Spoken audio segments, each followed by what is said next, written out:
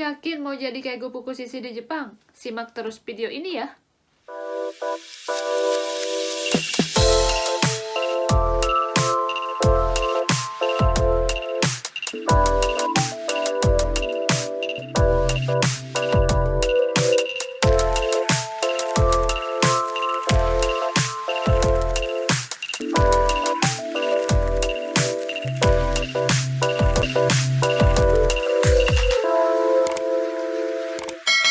Assalamualaikum, perkenalkan nama aku Widi Sasnita dan sekarang aku bekerja sebagai kaigoshi atau caregiver di Tokyo, Jepang. Teman-teman yang belum tahu apa itu kaigoshi atau caregiver, jadi sebelumnya aku akan jelaskan dulu pengertian dari kaigoshi.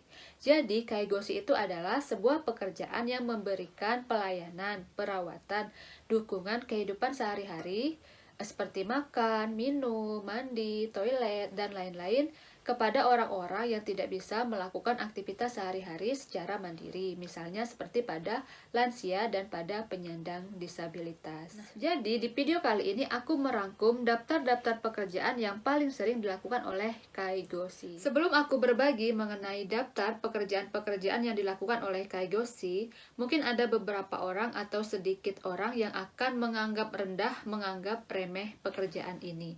Aku belum pernah sih ngalamin ini, tapi ada beberapa DM atau komentar yang masuk ke aku seperti di bawah ini. Jadi salah satu komentar yang masuk ke aku yaitu Kak, aku milih caregiver malah dipandang rendah. Kakak pernah nggak? Aku jadi sedih banget padahal udah lulus interview tahap Jepang, tinggal diklat aja malah disebut-sebut jauh-jauh jadi gitu. Katanya gini dan bikin sedih nggak sih? Jadi ada sih beberapa orang yang mungkin akan berkomentar seperti itu. Untuk komentar-komentar yang seperti itu, aku cuma bisa bilang, nggak usah dengerin apa kata orang lain. Karena yang ngejalan itu diri kita, bukan orang lain. Udah gitu, kerjaan ini kan kerjaan yang berhubungan dengan memberi bantuan ke sesama manusia. Kalau kita ikhlas ngejalaninnya, kita ikhlas membantu mereka, insya Allah ini bisa menjadi ladang pahala untuk kita. Dan pekerjaan ini nantinya bisa kita terapkan ke keluarga kita, kerabat, misalnya ke nenek, orang tua, atau siapapun itu. Karena yang namanya manusia itu pasti mengalami yang namanya penuaan, sakit, nggak bisa ngapa-ngapain, itu pasti bakal terjadi. Jadi apa yang kita lakukan sekarang di kerjaan kita itu nantinya bisa menjadi bekal di kehidupan keluarga kita nanti. Dengan bekal yang kita dapat di tempat kerja nantinya bisa bermanfaat ke kehidupan keluarga kita.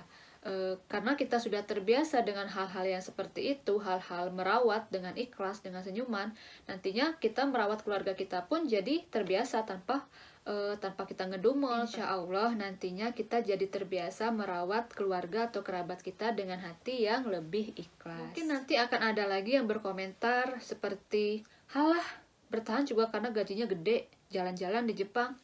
Ya kan, namanya manusia pasti ada-ada aja yang berkomentar negatif, ya kan, kita nggak bisa dipungkirin itu. Oke, untuk yang komentar seperti itu, oke. Iya, mungkin itu menjadi salah satu alasan juga. Tapi itu hanya salah satu alasan di antara ribuan-ribuan alasan yang lain. Kalau misalnya alasannya cuma karena gaji doang, gimana nanti kita melakukan kerjaan kita? Karena kerjaan kita ini kan berhubungan langsung dengan memberikan pelayanan ke sesama manusia.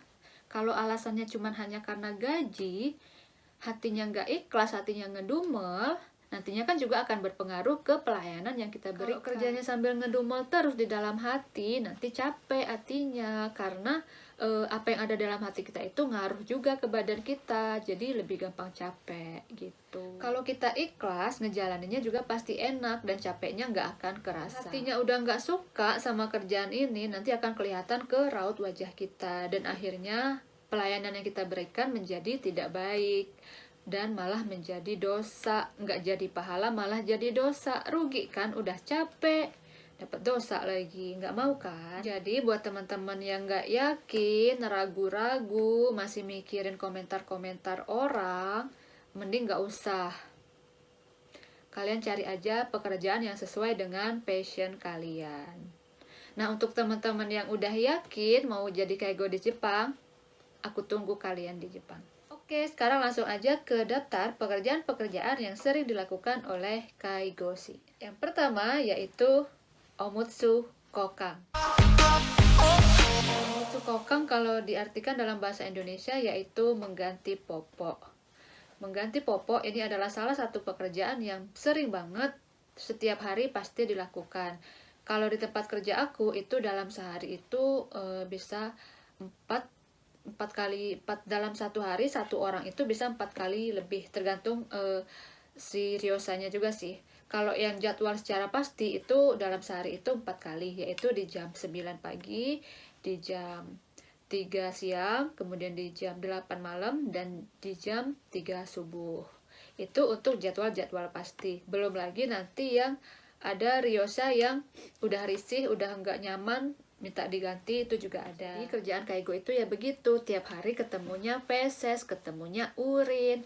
Tapi nggak cuma Kaigo aja sih, perawat-perawat juga gitu.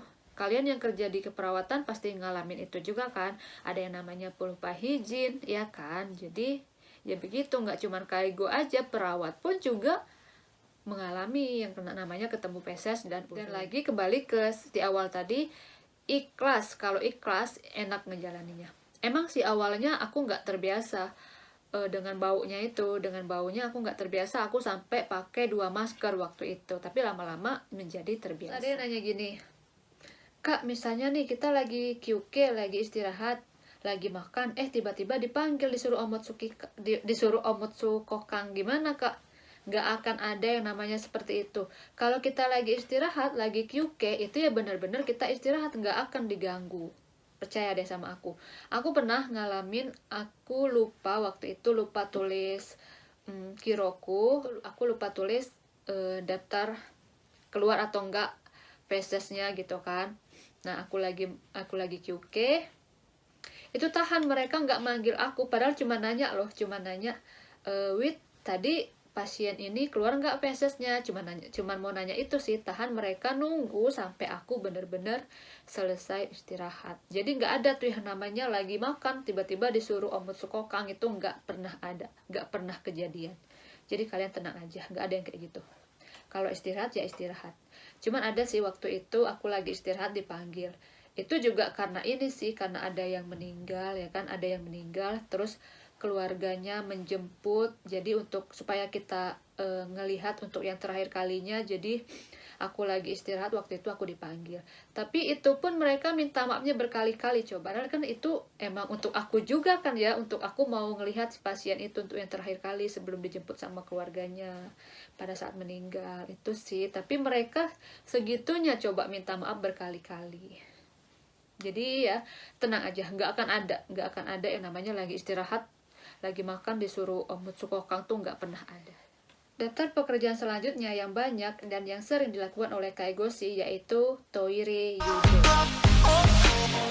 Toire Yudo itu adalah mengantarkan ke toilet. Ini merupakan salah satu pekerjaan yang juga paling banyak dilakukan setiap harinya.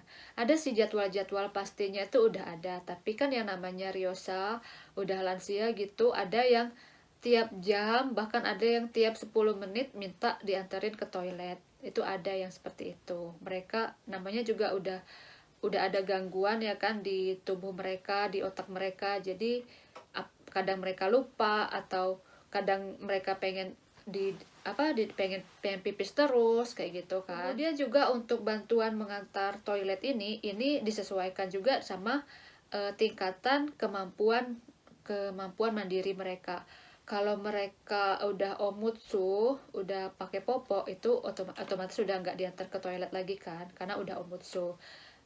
Kemudian lagi ada yang dibantu secara total, memindahkan ke toiletnya tuh juga kita bantu, itu ya secara total ada juga yang dibantu sebagian, dan ada juga yang kita hanya mengawasi saja. Mengawasi itu tujuannya supaya tidak sampai terjatuh, atau lagi supaya tidak sampai memakan tisu toilet. Soalnya banyak sih kejadian seperti itu. Namanya juga lansia yang fungsi kognitifnya itu sudah ada kelainan. Pekerjaan ketiga yang sering dilakukan yaitu Shokuji Kaijo. Shokuji Kaijo itu adalah bantuan makan. Untuk Shokuji Kaijo ini juga tergantung tingkat kemampuan mandiri mereka. ada yang dibantu secara total, kita benar-benar nyuapin, itu ada juga yang bisa mandiri, kemudian ada juga yang hanya dibantu sebagian, juga ada yang kita hanya mengawasi saja, tergantung kondisi mereka masing-masing. Ini ada pada saat membantu Shokuji Kaijo ini ada teknik, gak cuma Shokuji Kaijo aja sih, tapi Omutsu Kokan, Toire Yudo, semuanya ada metode-metodenya, ada teknik-tekniknya yang harus kita pelajari untuk supaya jangan sampai membahayakan si Ryosa dan jangan sampai membahayakan diri kita juga. Nah, yang harus diperhatikan pada saat Shokuji Kaijo ini adalah jangan sampai terjadi goeng. Goeng itu tersedak. Ya, jangan sampailah yang namanya kita kerja, jangan sampai ada kejadian yang pasiennya meninggal karena tersedak makanan. Itu kan jangan sampai. Kemudian lagi juga kita harus memperhatikan posisi duduk mereka. Soalnya kan ada yang cacat, ada yang mahi itu cacat. Kalau yang cacat sebelah itu kadang mereka udah mereng-mereng gitu, atau ada yang udah posisinya udah gimana gitu kan. Nah, itu beresiko tersedak gitu kan. Jadi ya kita hanya membenarkan posisi pada saat mereka makan. Pekerjaan selanjutnya yang sering dilakukan oleh Kaigoshi yang keempat yaitu Ido Kaijo. Kaijo yaitu adalah bantuan mobilisasi atau bantuan bergerak untuk mereka yang mengalami kesulitan pada saat bangun, duduk, berjalan, pokoknya segala sesuatu yang berhubungan dengan pergerakan tubuh. Nah, untuk Ido Kaijo ini macam-macam, ada yang namanya Gasho. Gasho itu memindahkan pasiennya itu dari kursi roda ke tempat tidur. Juga ada Risho, itu memindahkan pasiennya dari tempat tidur ke kursi roda. Juga ada Hoko Kaijo, bantuan berjalan. Kemudian dan masih banyak lagi bantuan Ido Kaijo yang lain-lainnya. Nah, ini menurut aku Ido Kaijo ini adalah yang terberat. Kenapa aku bilang terberat? Karena kalau kita tidak menggunakan teknik metode yang benar, itu bisa membahayakan, gak cuma membahayakan si Ryosanya aja, tapi juga bisa membahayakan diri kita. Kenapa aku bilang seperti itu? Karena pada saat Ido Kaijo ini, kalian bayangkan aja berat aku, misalnya nih berat aku 45 kilo. Berat Ryosanya itu bisa jadi lebih dari aku, bisa 60 kilo, bisa 45 kilo, otomatis berat kan? Nah, itu tuh ada teknik-tekniknya, ada metodenya yang bisa lebih menjadi meringankan kita dan juga meringankan Ryosanya itu. Kalau body mekanik kita nggak bener, itu bisa berbahaya ke Ryosa, bisa saja Ryosanya patah tulang atau terjatuh atau gimana gitu, ya kan?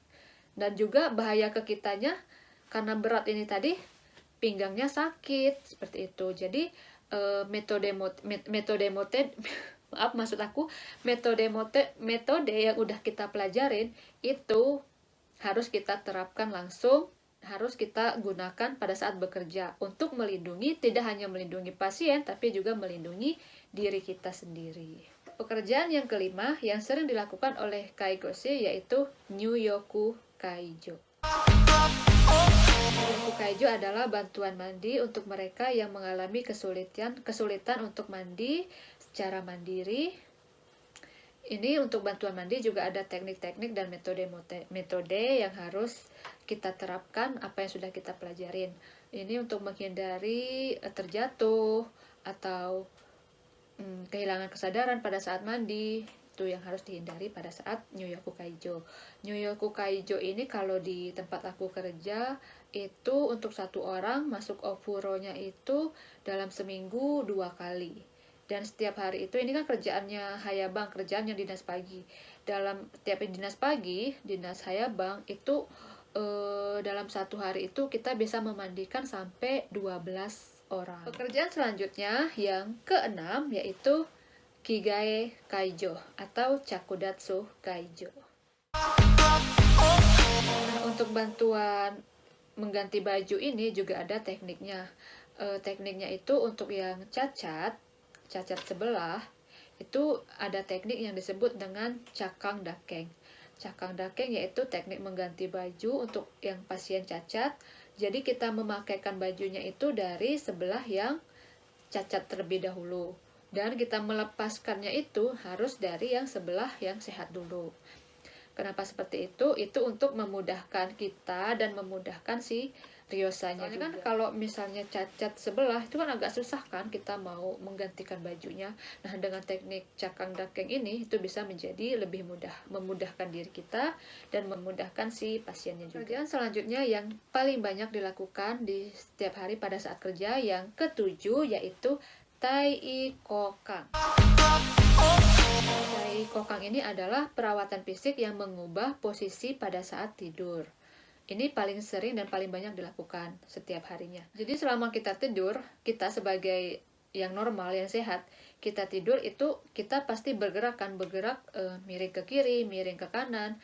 Nah, sedangkan untuk para riosa, para penyandang cacat, para lansia, itu mereka tidak bisa melakukannya secara mandiri, tidak bisa. Ada sih, tergantung kondisi mereka juga sih, ada yang nggak bisa sama sekali, ada yang masih bisa untuk mereka miring ke kiri, miring ke kanan. Nah, untuk yang udah bener-bener nggak bisa, jadi itu tugas kita untuk mengganti posisi tidur mereka itu. Ini ada tujuannya yaitu untuk mencegah Jokuso atau dekubitus. Teman-teman yang nggak tahu dekubitus itu apa, jadi dekubitus itu adalah suatu kondisi kulit di mana kulit kita yang terus-menerus mengalami tekanan. Jadi kan pada saat tidur, misalnya posisinya seperti itu terus kan. Nah, itu kan ada tekanan ke kulit kita. Nah, kulit kita dengan dari tekanan itu bisa menyebabkan kulit kita itu luka seperti itu. Lebih jelasnya panjang sih. Karena ini tidak membahas mengenai dekubitus, aku hanya membahas mengenai pekerjaan kaigo, jadi aku tidak bisa menjelaskan secara detail tentang dekubitus. Pekerjaan selanjutnya yang nomor 8 yaitu Pukuyaku Kaijo. Jadi Pukuyaku Kaijo itu adalah bantuan memberikan obat. Untuk para lansia, untuk para penyandang disabilitas itu kan mereka mempunyai penyakit-penyakit yang membutuhkan obat ya kan. Nah, tugas kita itu memberikan obat ke mereka. Tugas kita hanya memberikan obat sih. Kalau tugas obatnya langsung itu kan dokter ya kan, dokter. Dari obat yang dari dokter itu maksudnya kita yang memberikannya ke lansia seperti itu. Dan untuk ini harus hati-hati, harus benar-benar hati-hati karena jangan sampai obatnya itu salah pasien. Jadi pada saat Pukuyaku Kaijo itu penting banget namanya double check. Jadi sebelum memberikan obat ke pasien, itu kakuning lagi ke rekan kerja kita namanya, kemudian sebelum atau sesudah, apakah ini obat untuk setelah makan pagi, makan sore, atau makan siang atau makan malam, seperti itu. Jadi untuk Pukuyaku Kaijo ini penting banget untuk kakuning. Jadi diberikan kakuning lagi ke rekan kerja. Yang pentingnya kakuning juga pentingnya pengawasan. Jadi kita harus mengawasi pasien tersebut apakah obatnya udah benar-benar ditelan. Soalnya ada juga yang dikeluarkan lagi seperti itu. Jadi kita harus menunggu sampai benar-benar obatnya ditelan. Pekerjaan yang selanjutnya yang nomor 9 yaitu Shintai Seiyo. Bantuan untuk mereka yang tidak bisa menjaga penampilan dan kebersihan mereka secara mandiri. Misalnya seperti menyisir rambut, mencuci muka, menggosok gigi. Karena akibat dari penuaan ini, cenderung mereka itu tidak memperhatikan penampilan mereka. Jadi ya tugas kita yang menjaga penampilan mereka. Yang ke-10 yaitu Seishiki. Seishiki ini adalah menyeka atau mengelap. Jadi untuk pasien-pasien yang nggak bisa mandi karena dia sakit atau ada kondisi tertentu yang tidak memperbolehkan mereka untuk mandi, jadi tugas kita yaitu mensesiki atau mengelap. Oke, jadi itu aja 10 daftar pekerjaan yang paling banyak dilakukan setiap hari oleh kaigo. Sebenarnya masih banyak sih pekerjaan-pekerjaan yang lainnya seperti kiroku, gezeng, mimamori, masih banyak sih yang lain-lainnya tuh masih banyak banget. Ini aku hanya merangkum 10 yang terbanyak. Jadi gimana menurut kalian? Apakah pekerjaannya berat atau enggak? Jawabannya ada, tergantung di diri kalian. Dan gimana? Yakin mau jadi kaigo di Jepang? Kalau aku pribadi, yakin. Buat teman-teman yang nggak yakin, buat teman-teman yang masih ragu-ragu, mending gak usah, mending kalian cari pekerjaan yang sesuai dengan passion kalian. Untuk teman-teman yang yakin dan sekarang udah mau berangkat ke Jepang, aku tunggu kalian di Jepang. Jadi itu aja informasi dari aku kali ini. Kalau kalian suka, jangan lupa di like, di subscribe, dan di komen. Dan jangan lupa di klik tombol loncengnya juga ya, yang ada di bawah ini. Supaya teman-teman semua nggak ketinggalan video-video terbaru dari aku. Oke? Bye-bye. Sampai ketemu di informasi-informasi berikutnya.